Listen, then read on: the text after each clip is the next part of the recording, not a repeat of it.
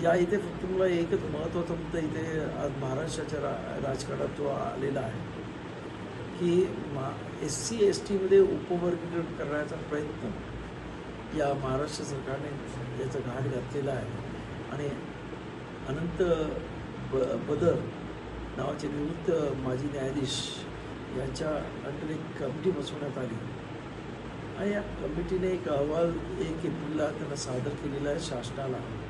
पण दुर्दैवाने ही जेव्हा बदरांची कमिटी होती तेव्हा कुठच्याही जातीच्या कुठच्याही नेत्यांना किंवा सामाजिक किंवा राजकीय नेत्यांना बोलवण्यात आलं नाही आणि हा अहवाल तयार करण्यात आला आहे.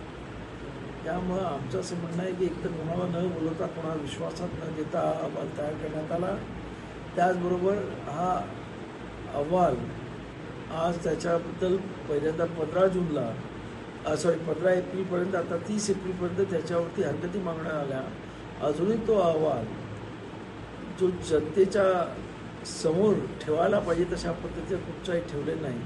त्या अहवालामध्ये काय आहे हे अजून कोणाला माहीत नाही आणि त्याच्यावरती काय सूचना हरकती कशा घ्याव्यात हा जनतेपुढे पडलेला प्रश्न आहे.